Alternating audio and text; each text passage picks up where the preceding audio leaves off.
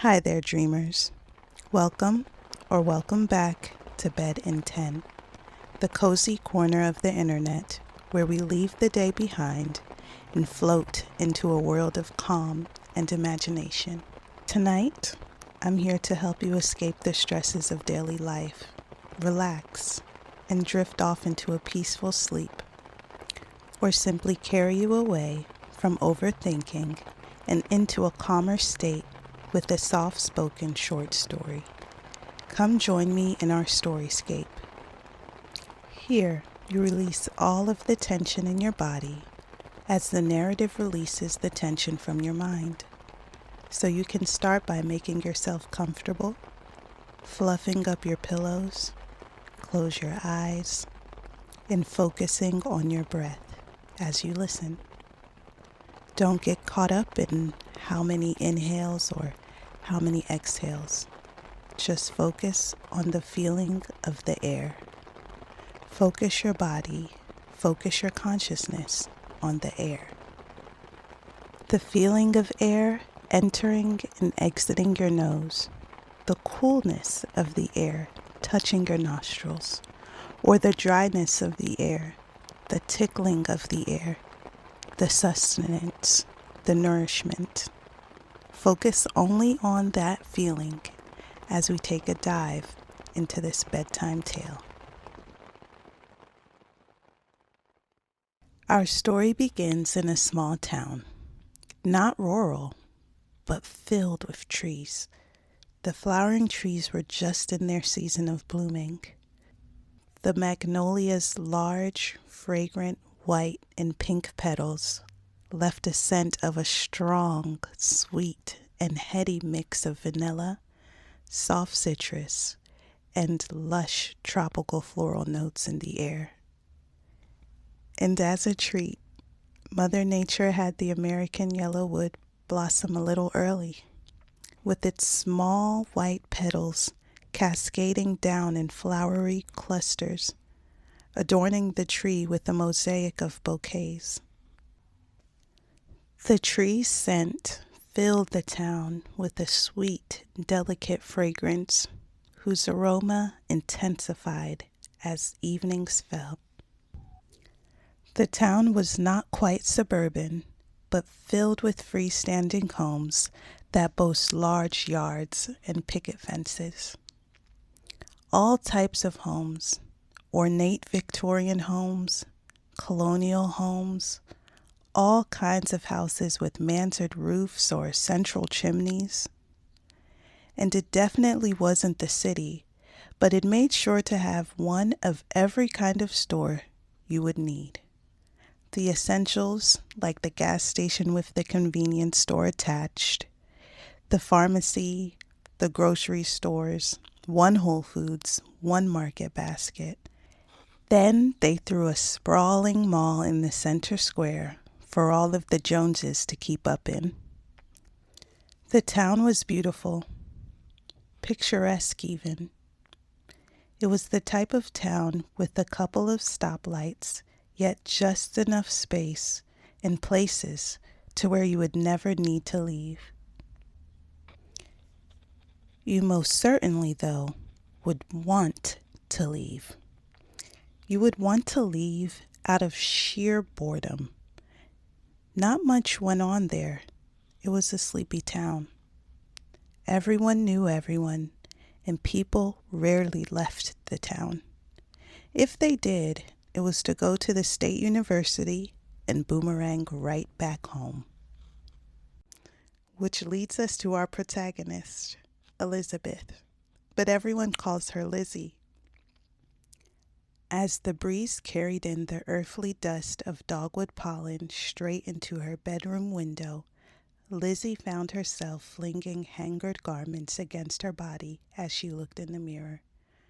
She would press the hanger and dress close to her shoulders, then toss it behind her and onto the bed. Then press another and toss it again in dissatisfaction. To someone peering in, it looked like she was doing some strange kind of dance or Tai Chi movement, except way too quickly. So quickly that the pollen from the tree outside tickled Lizzie's nose into a frenzy of sneezes. Lizzie was in a rush. She had an important meeting, an interview of sorts, and she was running behind schedule. She just couldn't choose the right outfit, and most of her clothes were either still in her suitcases or storage bins. Then a voice popped into her head. She remembered the voice of her mother, hollering from downstairs, waiting on her as usual. Her mother would holler, "Put on whatever makes you wear your best smile and let's go." That memory alone gave Lizzie a quick chuckle. Her mother was one of those old school moms that always had some old-timey saying at the ready. Her mother would say, "You're never fully dressed without a smile, and if you look good, you feel good." Or she'd reverse that phrase. Whatever would get them out of the house and on the road quicker. Lizzie settled for the outfit that felt just right for the occasion. She wanted to give off the vibe of choose me without giving pick me. She put on a simple linen sheath dress, floral pumps, and matching accessories and headed out of her family home.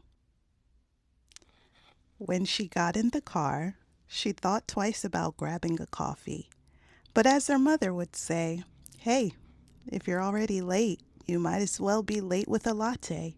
Lizzie made a pit stop at the mall's coffee shop, then was off to the neighboring big city. Downtown, the smell of restaurant foods wafted about, mixing with the scent of the blossoming trees and the faint, salty sweat of bustling office workers, briskly walking to grab their lunches amongst the slightly humid air. Lizzie found parking quickly. She had to pay for parking, but it was much better than circling the city's blocks, waiting for an empty spot to struggle parallel park in. As her mother said, time was money, and she had none to waste. Lizzie was auditioning/interviewing for the next Netflix big hit series. This was her first big shot since her matriculation at actually making a big name for herself outside of her small town. As Lizzie took the elevator to the 34th floor, she had a lot of time to think. She missed her mother. Since her passing, all she had were her mother's old sayings and adages to live by and keep her grounded when she felt she'd lost her way. Lizzie was lucky that her mother got to see her graduate. Her mother always said, "Life is for the living," and that making memories and taking risk was the best way to live it. This new big show would be a memory Lizzie would never forget. It would be one for the ages. By the time she reached her floor, she had a steely resolve that she would get her coveted spot on the show and get out of her provincial town for good, in honor of her mom. And that she did. Lizzie got the gig. The producers gave her the details and told her to get ready to fly out and film soon. Lizzie was thinking to herself how thankful she was that most of her clothes were still packed in her fancy color-coordinated luggage and not the Target mismatched ones she used for her local trips. She didn't want anything to slow her down. She was on the fast track to a new adventure, and the possible destination was true love. Once Lizzie arrived on location, she was nervous, yet ready to put herself out there for love. The thrill of the opportunities that come from being on a reality show didn't hurt either. She could be the breakout star of the show. Who knew? The premise of the show is what had Lizzie nervous. The contestants had to date potential matches behind a wall, sight unseen, as the host kept repeating. None of the contestants could ask questions about looks or appearance, but trust the process and reveal their physical selves only after a commitment was made.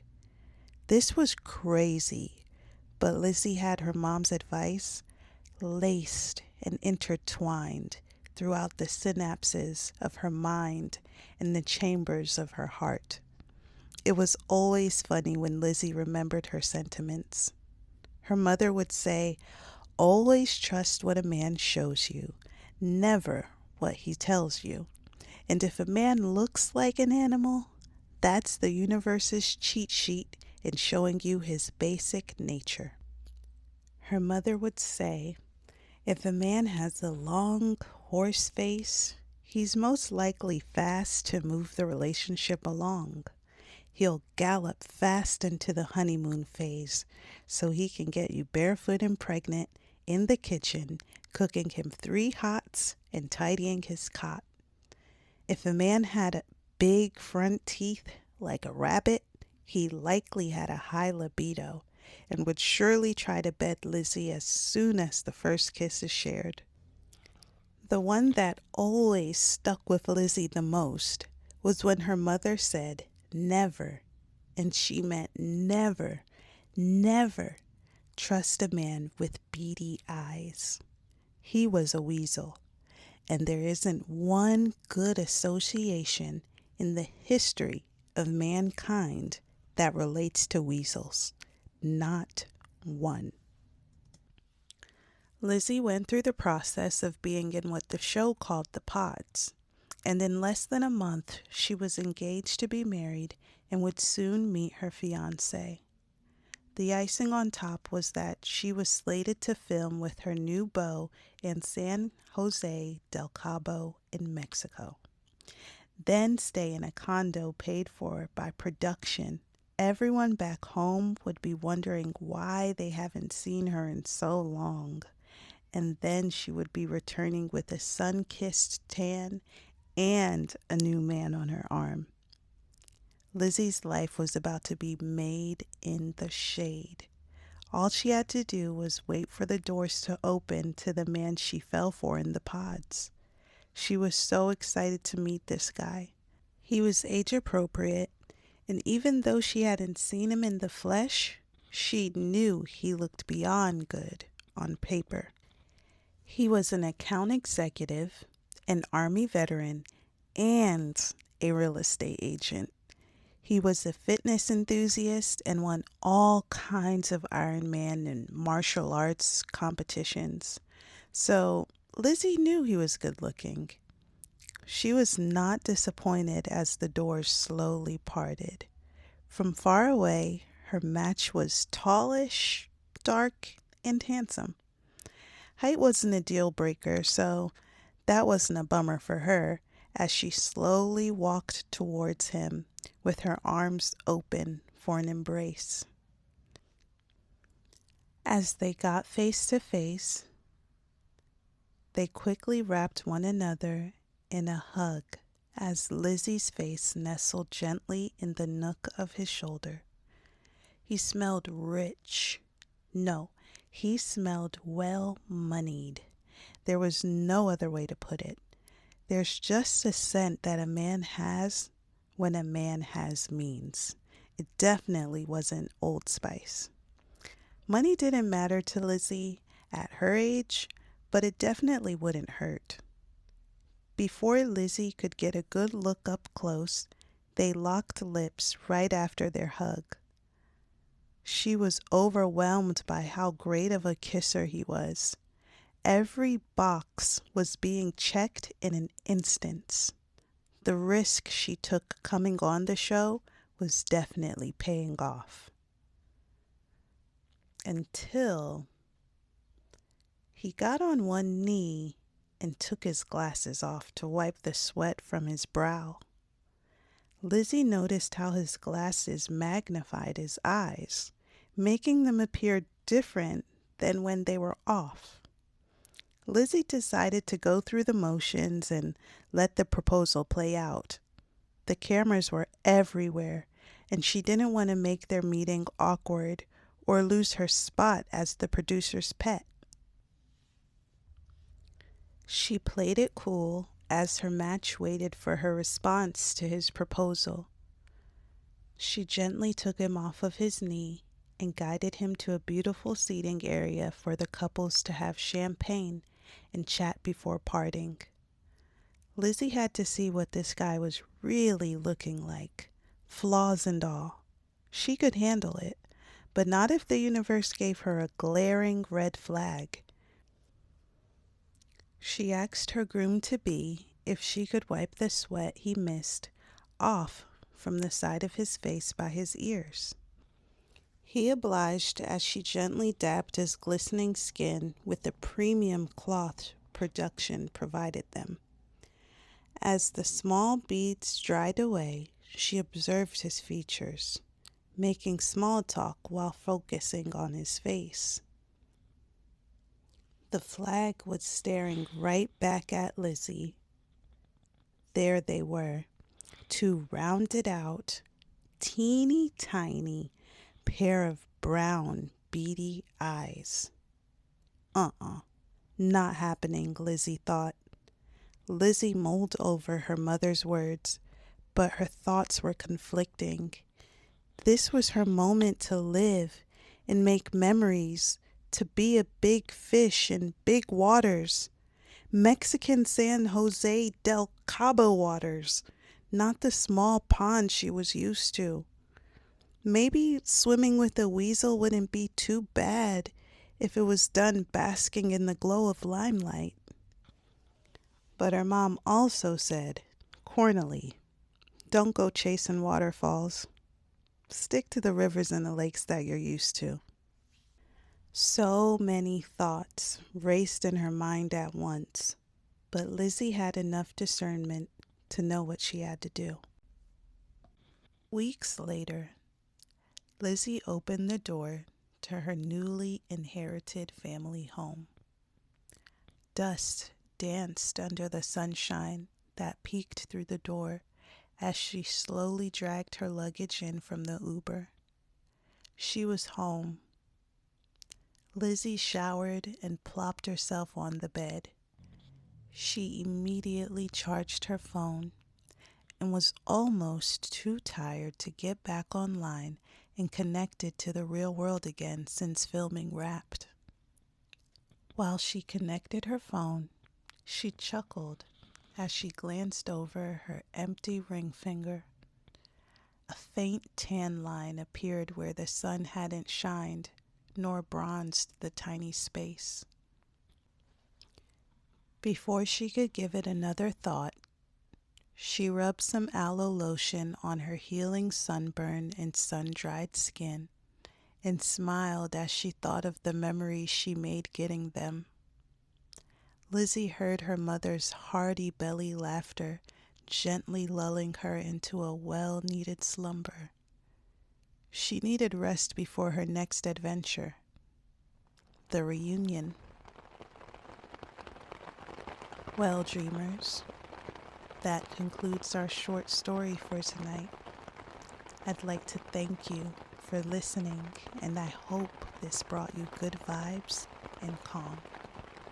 Let me know your thoughts in the comments below. Don't forget to like, share, and subscribe for more unique stories. Remember, these stories are here whenever you need a moment of peace or a sweet escape. Also remember, this is your time to relax and recharge. So I'll leave you with some soothing musical soundscapes on a dark screen to help you get more relaxed. I look forward to our next bedtime adventure, and I wish you a good night's sleep and sweet dreams. Peace.